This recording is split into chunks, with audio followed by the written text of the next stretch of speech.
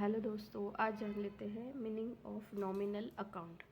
Nominal account का meaning ये है accounts related to the expenses, income, losses, gains और profit are known as nominal accounts.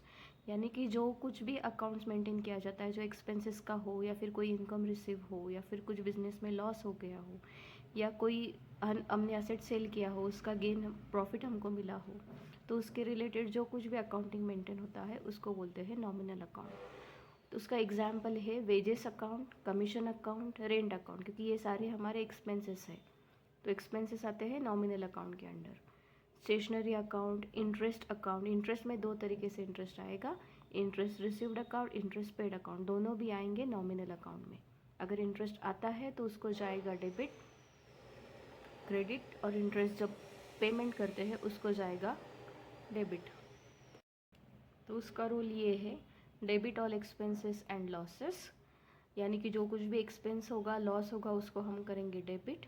Credit all incomes and gains, यानी कि जितना भी हमें इनकम आएगा या फिर गेन्स आएंगे उसको करेंगे हम क्रेडिट। तो फटाफट से जान लेते हैं, आइए जान लेते हैं उसकी एंट्री।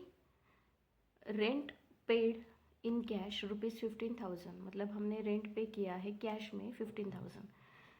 तो रेंट ये अकाउंट का नेचर है नॉमिनल अकाउंट। नॉमिनल अकाउंट क्या कहता है, debit the expenses and losses, मतलब जो एक्सपेंसेस हमें ऑकर हुए हैं उनको हम डालेंगे debit. Rent account debit 15,000 to cash account. Cash account का रूल ये है कि रियल कैश जो आता है रियल अकाउंट के अंडर आता है। रियल अकाउंट ये कहता है क्रेडिट व्हाट गोज आउट, तो हमारे तरफ से क्या जा रही है, कैश जा रही है, किसके लिए, रेंट के लिए।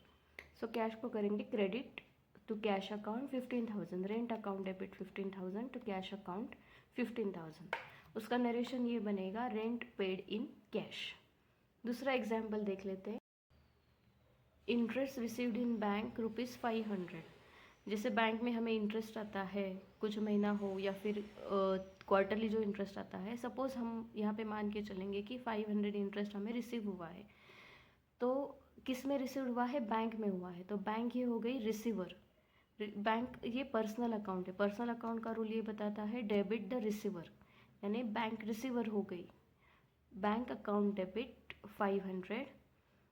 अभी किसको क्रेडिट जाएगा, जो हमें इनकम मिला है। जैसे हमने पहले देखा था कि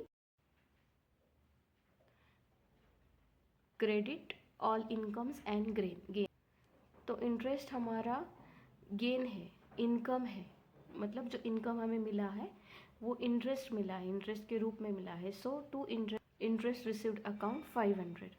इंटरेस्ट ये नॉमिनल अकाउंट के अंडर आएगा, जो credit all incomes and gains. तो एंट्री ऐसे बनेगी, bank account debit 500 to interest received account 500।